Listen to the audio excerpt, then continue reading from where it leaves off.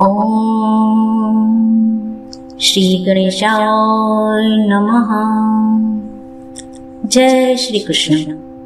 કાનાની પ્રિય ગોપીઓ, આપ સૌનું મારી ઓમ ડિવાઇન કથા યુટ્યુબ ચેનલ પર હાર્દિક સ્વાગત છે. આજે હું તમને પુરુષોત્તમ માસ કથાના બીજા અધ્યાય નારદ મુનિનો પ્રશ્નની વાત કહી રહી છું. સુખદેવજીના વચનો સાંભળી મહામુનિ શૌનકે વિનયથી પૂછ્યું, હે સુખદેવજી, સુખદેવજીના મુખમાં સાક્ષાત વેદવાણીનો વાસ છે. તેમણે જે કહ્યું હોય તે કથામૃત અમોને આપના મુખેથી કહી સંભળાવો. સુખદેવજીએ પ્રસન્ન થઈને કહ્યું, હે ઋષિઓ, આપ સૌ મારા ઉપર પૂજ્ય ભાવ રાખો છો, તે જોઈ મને આનંદ થાય છે. હું તો અલ્પબુદ્ધિ છું, આપ સૌ જ્ઞાનીજનો છો.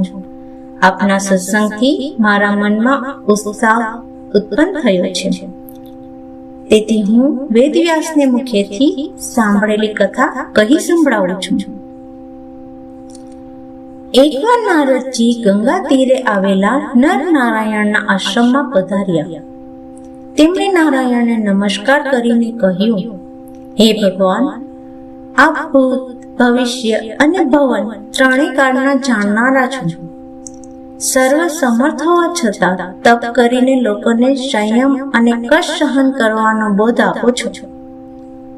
હું મૃત્યુલોકમાંથી આવું છું. ત્યાંના મનુષ્ય અત્યંત દુઃખી છે, તો તેમના દુઃખ દારિદ્ર્ય દૂર થાય તેવો કોઈ ઉપાય કે વ્રત હોય તો તેનો સારાંશ મને કૃપા કરીને કહો.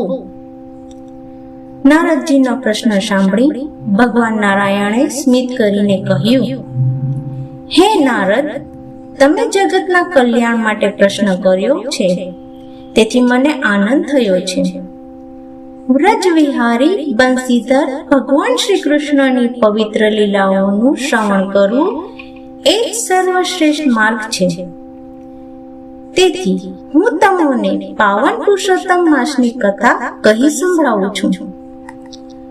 નારદજીએ પૂછ્યું, હે પ્રભુ, આપ કહો છો તે પુરુષોત્તમ માસ કયો, તેનો મહિમા અને તેના અધિષ્ઠાતા દેવ કોણ છે, તે મને વિસ્તારથી કહો.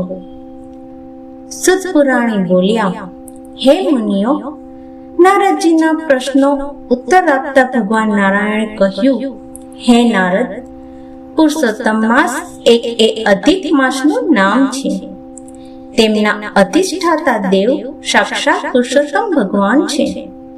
તે માસમાં વ્રત, તપ, ઉપવાસ અને પુણ્ય કર્મ કરનારને અધિક ફળ પ્રાપ્ત થાય છે, ને આ માસની ઉપાસના કરનાર મોક્ષનો અધિકારી બને છે.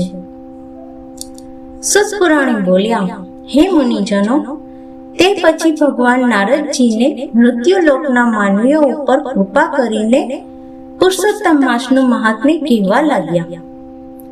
બોલીએ શ્રી પૂર્ણ પુરુષોત્તમ ભગવાનની જય. હે પ્રભુ શ્રી કૃષ્ણ, આ પવિત્ર પુરુષોત્તમ માસમાં ભક્તિ, શ્રદ્ધા અને સારા કર્મ કરવાની અમને બધાને શક્તિ આપજો. જે કોઈ આ કથા શ્રદ્ધાથી સાંભળે કે કરે, તેમના તમામ દુઃખ દૂર થાય અને તેમના જીવનમાં સુખ શાંતિ આવે. જો તમને આવી આધ્યાત્મિક કથાઓ ગમતી હોય તો વિડીયોને લાઈક કરો, મારી ચેનલને સબસ્ક્રાઇબ જરૂર કરજો અને આ કથાને તમારા પરિવાર અને મિત્રો સાથે શેર કરવાનું ભૂલશો નહીં. ફરી મળીએ એક નવી ભક્તિપૂર્ણ કથા સાથે. જય શ્રી કૃષ્ણ.